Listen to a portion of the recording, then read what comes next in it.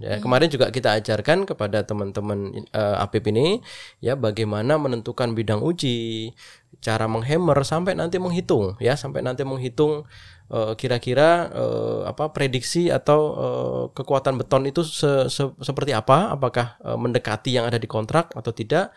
Kemudian teman-teman juga kita berikan bagaimana memutuskan apakah ini akan dilanjutkan dengan destructive test di laboratorium atau tidak, seperti itu. Ya. Dan yang harus kita ubah itu stigma kalau misalnya pemeriksaan fisik itu identik dengan laki-laki. Karena menurut saya kalaupun perempuan itu mau belajar itu mau dan bisa untuk melakukan pemeriksaan fisik, begitu Mbak. Super sekali Mbak.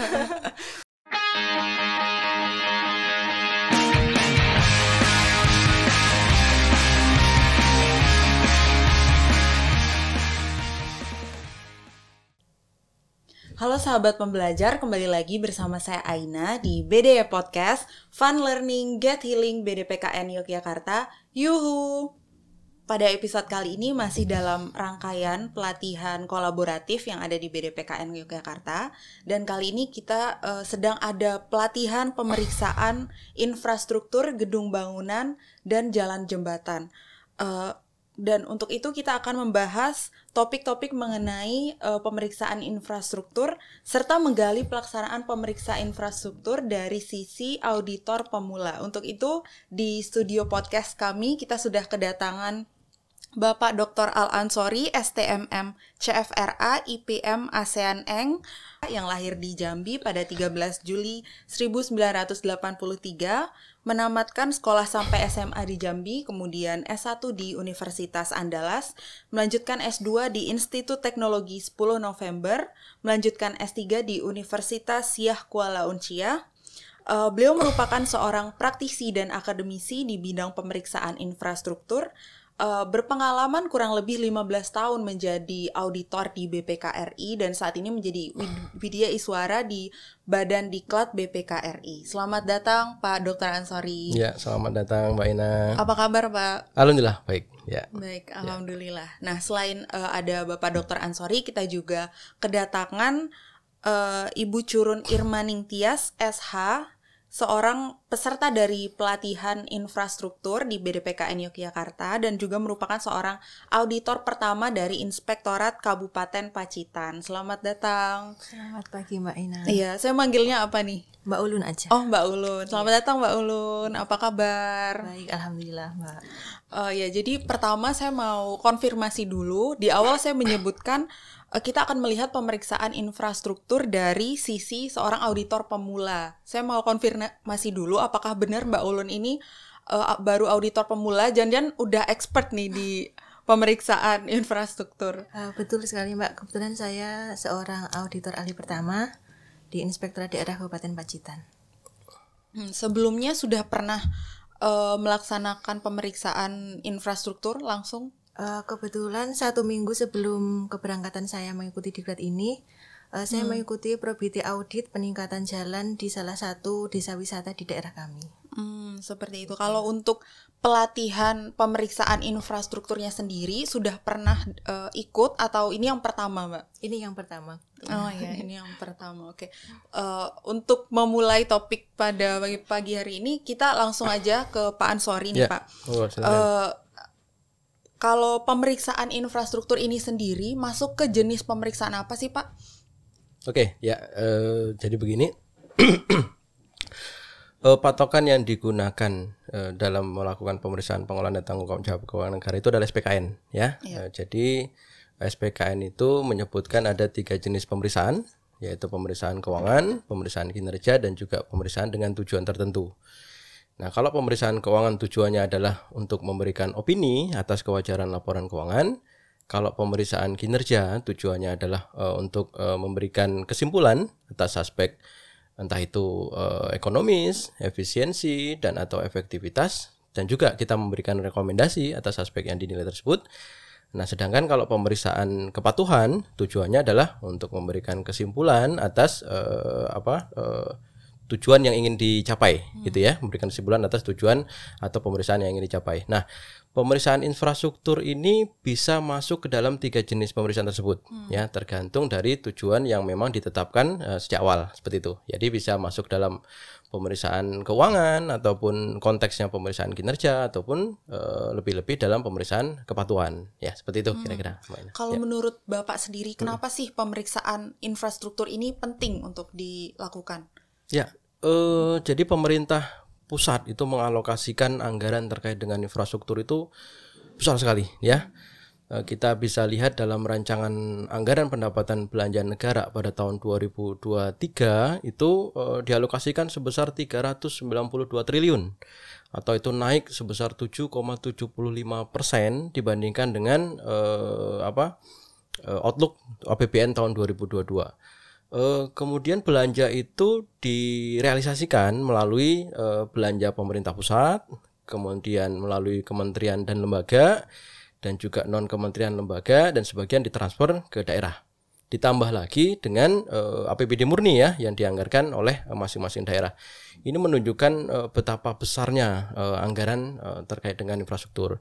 Kemudian kalau kita lihat selanjutnya di ikhtisar hasil pemeriksaan semester BPK misalnya ya Mbak Ina ya, masih banyak kita temukan permasalahan yang signifikan dan nilainya material gitu terkait dengan permasalahan terkait infrastruktur. Misalnya terkait dengan kekurangan volume, kemudian keterlambatan pekerjaan, kelebihan pembayaran, perbedaan spesifikasi dan sebagainya. Satu hal juga di disertasi saya pada tahun 2021 ya, saya meneliti pada 479 kabupaten kota di Indonesia ya, menggunakan data laporan hasil pemeriksaan keuangan ya pada 6 tahun terakhir ya. Di sana menunjukkan bahwa temuan BPK di laporan LKPD itu berkisar 18% itu terkait dengan belanja modal yang di dalamnya adalah permasalahan terkait infrastruktur. Nah, 2 hal di atas menunjukkan bahwa pemeriksaan infrastruktur ini perlu menjadi atensi kita ya. Isu-isu terkait dengan infrastruktur ini perlu menjadi atensi oleh pemeriksa keuangan negara, diantaranya BPK dan juga APIP ya. Sehingga saya pikir pemeriksaan infrastruktur itu menjadi hal yang sangat penting ya, kira-kira gitu. Okay. Iya, kalau dari Mbak Ulun sendiri, kenapa sih tertarik mengikuti pelatihan pemeriksaan infrastruktur ini? Jadi kebetulan di daerah kami, di inspektorat daerah kami itu hanya ada 2 orang sarjana teknis yang selama ini beliau berdua ini menjadi tumpuan kami. Kalau setiap ada pemeriksaan fisik pasti melibatkan beliau berdua. Sedangkan seiring bertambahnya waktu kan di daerah kami juga pembangunan infrastruktur itu kan semakin bertambah. Nah, dari sinilah saya tertarik untuk mengikuti diklat ini meskipun background pendidikan saya sendiri adalah seorang sarjana hukum. Karena ya gimana ya Mbak, saya ingin menjadi bagian dari APIP untuk mengawal pelaksanaan pembangunan infrastruktur di daerah kami begitu. Iya. Dan kalau untuk Bapak Dr. Ansori sendiri, ini saya tahu bukan kali pertama Bapak mengajar di Yogyakarta, sudah yang kedua ya Pak ya? Sudah beberapa kali. Oh iya, sudah beberapa kali. Oke, baik. Kenapa sih Bapak antusias untuk menjadi fasilitator di pemeriksaan infrastruktur bagi APIP ini, dan bagaimana pandangan Bapak terhadap peran APIP kaitannya dengan infrastruktur yang ada di Indonesia, Pak? Oke, ya. Setiap organisasi itu punya risiko, ya. Salah satu risikonya ini adalah terkait dengan belanja infrastruktur, ya. Kemudian untuk meminimalisir risiko itu, kita mengenal adanya konsep Three Line of Defense, ya, yang dikembangkan oleh di Institute of Internal Audit atau IIA, ya. Ketika kita kaitkan dengan belanja infrastruktur, ya kita bisa menganalogikan untuk lapis pertahanan yang pertama atau line yang pertama itu adalah dilakukan oleh PPTK maupun PPK, ya. Kemudian untuk line yang kedua itu bisa dilakukan oleh pengguna anggaran ataupun kuasa pengguna anggaran. Sedangkan yang di line yang ketiga adalah APIP yang bertugas untuk assurance dan juga consulting serta melaporkan hasil pengawasannya kepada pimpinan tertinggi yang ada di entitas itu. Nah, APIP ini ketika melaksanakan pemeriksaan menggunakan SPKN dalam pemeriksaan kinerja dan juga pemeriksaan dengan tujuan tertentu. Jadi kita lihat di sini peran APIP ini sangat penting ya sebagai pertahanan terakhir dalam konsep Three Line of Defense tadi. Nah, di sini saya sebagai fasilitator mencoba mentransfer knowledge ya, dan juga diskusi dengan teman-teman APIP terkait dengan SPKN dan juga teknik-teknik pemeriksaan infrastruktur ya, sehingga nanti ketika teman-teman APIP ini kembali ke daerah masing-masing, mereka mampu menerapkan teknik-teknik tersebut dan juga menguasai SPKN, sehingga harapan kita bisa tercipta ya pembangunan infrastruktur yang handal, baik dari sisi ketepatan mutu, ketepatan volume ya atau quantity, dan juga ketepatan kualitas gitu ya, dan juga ketepatan waktu ya. Itu penting, 3 hal yang penting terkait dengan pekerjaan konstruksi. Kira-kira seperti itu. Jadi kalau saya simpulkan bahwa APIP ini posisinya sangat penting sekali, makanya saya sangat antusias untuk mengajar terkait dengan pemeriksaan infrastruktur jalan dan jembatan serta gedung dan bangunan ini. Ya. Kalau dari Mbak Ulun sendiri, bagaimana Mbak Ulun melihat peran inspektorat dalam mengawal infrastruktur yang ada di Indonesia, Mbak? Kalau menurut saya sih peran inspektorat sangat signifikan ya, Mbak, karena dengan adanya peran inspektorat itu kan nanti kan output dari pembangunan infrastruktur itu kan akan jelas kualitasnya, efektivitasnya, efisiensinya, ketepatannya, ketepatan waktu, baik ketepatan waktu maupun ketepatan sasaran gitu, Mbak. Baik, info bagi sahabat pembelajar, jadi pelatihan pemeriksaan infrastruktur gedung dan bangunan jalan jembatan ini dilaksanakan selama 5 hari di Yogyakarta, dan pada hari keempat kemarin telah dilaksanakan praktik terjun langsung ke lapangan untuk mempraktikkan penggunaan alat-alat dalam pemeriksaan infrastruktur ini. Nah, langsung saja kita tampilkan videonya di layar.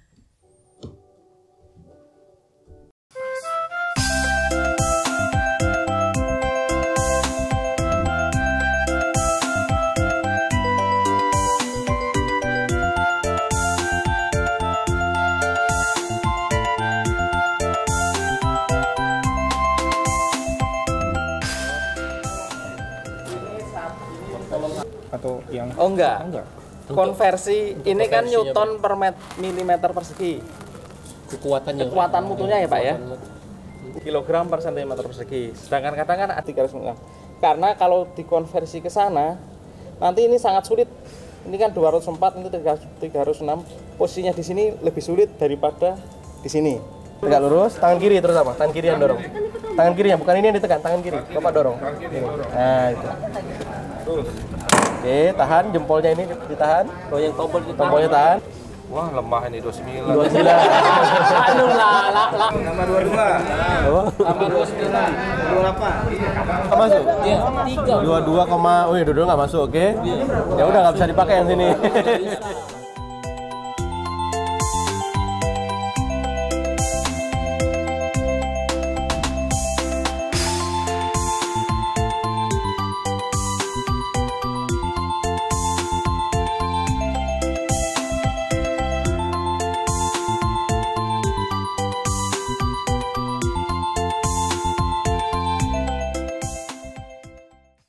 Sudah di plester, udah di aci, semuanya harus kita kupas, sampai ketemu selimut betonnya. Ini namanya selimutnya. Sampai ketemu selimutnya.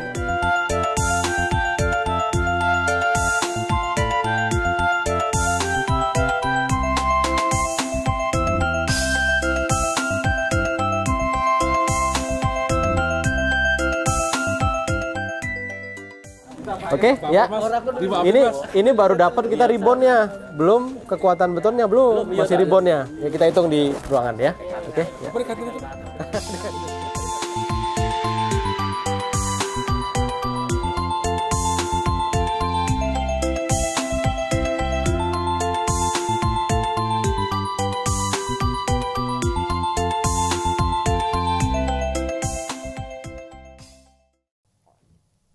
Itu dia tadi salah satu video praktik yang telah dilakukan di salah satu halaman Balai Diklat PKN Yogyakarta. Mungkin Pak Ansori bisa dijelaskan, itu tadi yang digunakan itu alat apa, Pak? Ya, dalam video tadi alat yang digunakan yang utama itu adalah namanya hammer test. Ya, jadi fungsinya untuk menguji kekuatan beton sebenarnya. Ya, kemudian nanti juga kita juga praktek terkait dengan pemeriksaan jalan ya, ada menggunakan cold drill. Ya, seperti itu. Kemudian penjelasan dari penggunaan alat hammer test itu seperti apa, Pak? Ya, hammer test itu merupakan non-destructive test, ya, atau tes yang tidak merusak, ya. Fungsinya untuk memperkirakan kira-kira kekuatan beton seperti apa. Namun tingkat ketidakpastian dengan hammer test itu tinggi. Jadi pengujian menggunakan hammer test itu tidak kita gunakan sebagai dasar untuk mengambil keputusan apakah menerima atau menolak pekerjaan terkait dengan pekerjaan beton, ya, gitu ya. Nah, namun hammer test ini merupakan asesmen awal yang bisa dilakukan oleh pemeriksa, meskipun idealnya juga dilakukan oleh ahli. Tapi pemeriksa, ya, misalnya pemeriksa BPK ataupun pemeriksa dari APIP itu bisa melakukan pengujian menggunakan hammer test, yang ujungnya adalah nanti teman-teman pemeriksa ini bisa mengambil keputusan apakah akan dilanjutkan untuk melakukan pengujian di laboratorium, ya, untuk mengetahui kekuatan beton atau tidak. Nah, kenapa perlu dilakukan asesmen awal terlebih dahulu menggunakan hammer test? Karena ada namanya konsep risk based audit, ya. Audit berbasis risiko. Kita ada keterbatasan waktu, kita ada keterbatasan biaya dan juga keterbatasan personil. Nah, jadi ketika akan memutuskan paket pekerjaan mana, bidang mana, item mana yang akan dilakukan pengujian lebih lanjut, maka kita harus melakukan asesmen terlebih dahulu. Nah, salah satu pengujiannya menggunakan hammer test ini. Ya. Iya, tadi di video ditampilkan ada seperti kotak-kotak gitu ya, Pak, yang dibuat sebelum alatnya seperti ditusukkan seperti itu. Itu fungsinya untuk apa, Pak? Ya. Itu bidang, ya, namanya bidang pengujian, ya. Kita buat seluas 150 mm atau 15 cm, kemudian kita buat ada 10 titik pengujian dan nanti dirata-ratakan. Kira-kira seperti itu. Ya, kemarin juga kita ajarkan kepada teman-teman APIP ini, ya, bagaimana menentukan bidang uji, cara menghammer sampai nanti menghitung, ya, kira-kira prediksi atau kekuatan beton itu seperti apa, apakah mendekati yang ada di kontrak atau tidak. Kemudian teman-teman juga kita berikan bagaimana memutuskan apakah ini akan dilanjutkan dengan destructive test di laboratorium atau tidak, seperti itu. Ya. Baik, tadi di video tadi juga ada tampil Mbak Ulun yang sedang menekan alat itu, menggunakan alat tersebut. Sebelumnya sudah familiar belum, Mbak, dengan hammer test? Belum sama sekali, Mbak, masih asing. Ya. Jadi di video tadi itu pertama kalinya menggunakan hammer test. Iya, betul. Kesannya gimana, Mbak? Kesannya senang aja, Mbak. Senang karena selama ini kan sama sekali nggak ada bayangan, belum mengenal istilah itu. Dan sekarang ada kesempatan buat praktek langsung, cara penggunaannya seperti apa, kegunaannya seperti apa gitu. Mbak Ulun sendiri kan ini seorang wanita, kemudian latar belakang pendidikannya bukan teknik. Itu menurut Mbak Ulun sendiri, alat hammer test itu gampang nggak sih digunakan? Semuanya itu kembali ke kemauan kita buat belajar, ya, Mbak. Kalau kita mau belajar, insya Allah nggak ada yang nggak bisa lah. Iya, semua pasti bisa. Dan yang harus kita ubah itu stigma kalau misalnya pemeriksaan fisik itu identik dengan laki-laki. Karena menurut saya kalaupun perempuan itu mau belajar, itu mau dan bisa untuk melakukan pemeriksaan fisik, begitu, Mbak. Super sekali, Mbak. Selanjutnya kita lanjut ke video selanjutnya, karena selain melakukan praktik di halaman BDPKN Yogyakarta, kemarin juga sudah dilakukan praktik di Jalan Ahmad Dahlan Wates, ya. Langsung saja videonya.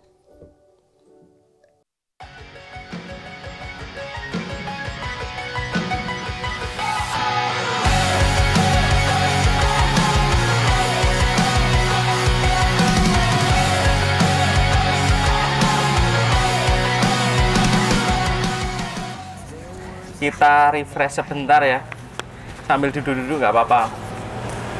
Jadi peralatan yang nanti digunakan, yang pertama ada core drill, alat utamanya. Kemudian ada kaliper. Kaliper itu kita biasa menyebutnya jangka sorong atau sigmat. Kita berdoa dulu, ya. Berdoa, mulai.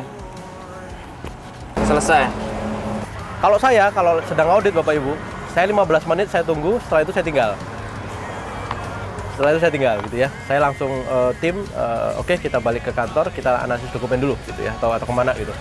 Kira-kira gimana? Ada ide?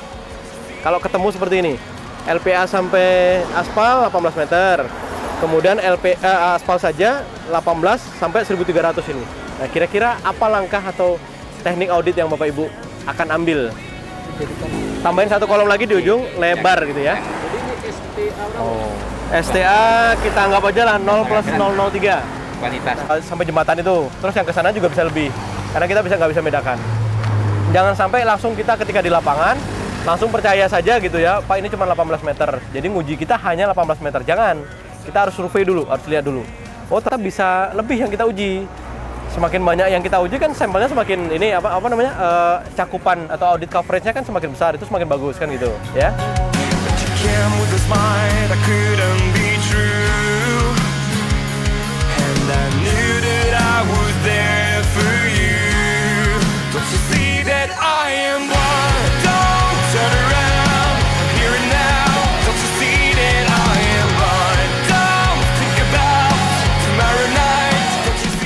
Tipis-tipis gitu ya dicari gitu. Ini sih. Katakan kita udah nandain di awal dan kita nggak ngeliat tadi kan. Oke. Ambil 15 meter Pak, satu titik lagi sebelum istirahat. Oke.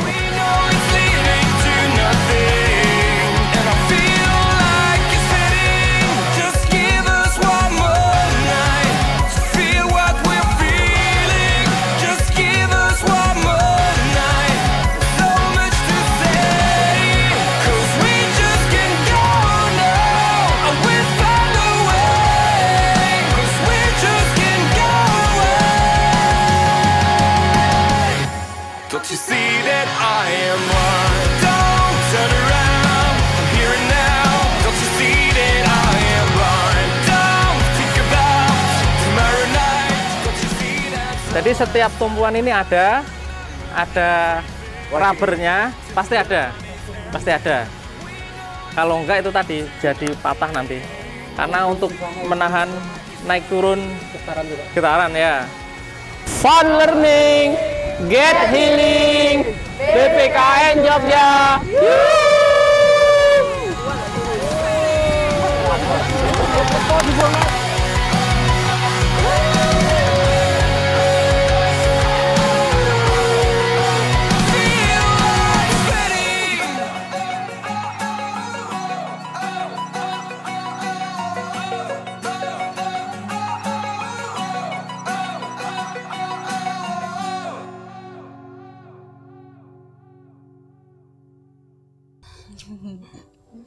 Nah itu dia tadi video kedua, seru sekali ya Pak Mbak. Dari naik bis kemudian sampai menelusuri bawah jembatan seperti itu ya. Yeah, okay. Tadi alatnya agak berbeda dari yang pertama, lebih besar seperti itu ya Pak. Kalau yang di video kedua ini alat yang digunakan namanya apa Pak? Ya, itu namanya core drill ya. Kita melakukan pengujian menggunakan core drill untuk melakukan pengujian terkait dengan menghitung volume dan juga identifikasi mutu untuk pekerjaan jalan ya. Jadi core drill itu bisa untuk pekerjaan perkerasan lentur atau aspal ya, atau juga bisa pergerakan kaku atau rigid pavement untuk beton. Nah, kebetulan yang di video tadi untuk perkerasan lentur atau jalan aspal ya. Jadi yang utama yang dipakai tadi ada core drill, meskipun ada alat penunjang yang lain. Teman-teman di sini bukan kita minta untuk nanti jadi operator core drill gitu ya, enggak ya gitu ya. Tapi kita kemarin mengajarkan bagaimana nanti teman-teman APIP bisa melaksanakan pengujian jalan, mulai dari menentukan paket pekerjaan yang mana, segmen mana yang diuji, bagaimana menentukan titik core drill, kemudian bagaimana membaca hasil core drill itu ya, benda ujinya. Kemudian juga nanti memutuskan ya, teman-teman nanti bisa memutuskan apakah akan dilakukan pengujian mutu selanjutnya di laboratorium misalnya terkait dengan density aspal ataukah tidak, seperti itu. Ujungnya juga nanti mereka akan kita ajarkan untuk menghitung apakah ada kelebihan pembayaran atau tidak terkait dengan perkerasan lentur tadi. Kira-kira jadi salah satu perbedaan yang bisa terlihat itu kalau misalnya penggunaan hammer test adalah tidak merusak, tapi penggunaan core drill sendiri itu merusak Ya. bagian jalan tersebut ya Pak. Betul, ya. Karena memang itu standar pengujian yang juga dilakukan, yang diatur oleh Kementerian PU ya pada saat pelaksanaan, dan kita juga menerapkan prosedur yang relatif sama pada saat pelaksanaan, meskipun nanti mungkin sampelnya akan kita kurangi, akan berbeda dengan pelaksanaan ya. Kita juga mengajarkan bagaimana proses berapa banyak mengambil sampel dan sebagainya. Tapi itu juga ujungnya nanti kita tutup ya, jalan itu kita tutup, langsung kita tutup supaya tidak merusak pekerjaan konstruksi yang sudah dilaksanakan. Gitu. Ya. Oke, kalau dari Mbak Ulun sendiri, bagaimana pengalamannya menggunakan melihat pengoperasian core drill itu, Mbak? Kalau bagi saya itu sangat Mbak, bikin antusias lah, karena selama ini kan belum pernah. Kemudian pada waktu terjun kemarin di lapangan kan jadi begini caranya itu bikin gimana ya, seneng bisa tahu gimana prakteknya di lapangan itu seperti apa, alat-alatnya itu gimana pengoperasiannya, gunaannya buat apa, itu sangat bikin antusias. Kami semua para peserta sangat antusias. Iya. Nah setelah melakukan praktik, pertama ada hammer test, kemudian ada core drill, Mbak Ulun sendiri melihat ada tidak sih kendala bagi penggunaan alat tersebut? Kalau kendala sih mungkin bagi saya karena ini pengalaman pertama, jadi masih perlu adaptasi, masih perlu belajar untuk tahu cara-cara penggunaannya alat-alat tersebut gitu, Mbak. Baik. Selanjutnya nih Pak, bagaimana sih Bapak melihat antusiasme dari para peserta diklat ini? Mungkin Bapak Dr. Ansori bisa memberikan masukan untuk APIP dan sahabat pembelajar terkait tips dan trik dalam melakukan pemeriksaan infrastruktur. Ya, yang paling penting ya, teman-teman harus memahamin bahwa SPKN itu juga menyebutkan bahwa terkait kompetensi ya, kompetensi itu tidak hanya berdasarkan latar belakang pendidikan saja ya, tapi juga ada pengalaman, pengetahuan dan juga keahlian dalam bidang pemeriksaan ataupun bidang-bidang yang lain ya. Jadi kita lihat di sana ya, teman-teman APIP ini latar belakangnya berbeda-beda. Ada yang dari teknik, ada yang dari hukum, ada yang dari akuntansi dan lain sebagainya. Dari gender juga sama, ada yang laki-laki, ada yang perempuan. Dari pengalaman audit juga ada yang sudah berpengalaman, ada yang baru 1-2 kali, atau bahkan ada yang belum sama sekali pernah melakukan pemeriksaan terkait dengan infrastruktur. Nah, kalau kita lihat ya, para peserta sangat antusias sekali ketika menerima materi ya, baik ketika di lapangan seperti video tadi maupun ketika di kelas, ketika kita menyampaikan terkait dengan teori dan juga diskusi-diskusi terkait dengan perkembangan peraturan infrastruktur dan sebagainya. Jadi pesan saya adalah selalu untuk meningkatkan kompetensi ya, baik itu membaca dari berbagai macam sumber, kemudian selalu update peraturan terkait infrastruktur, dan juga untuk sahabat pembelajar di rumah juga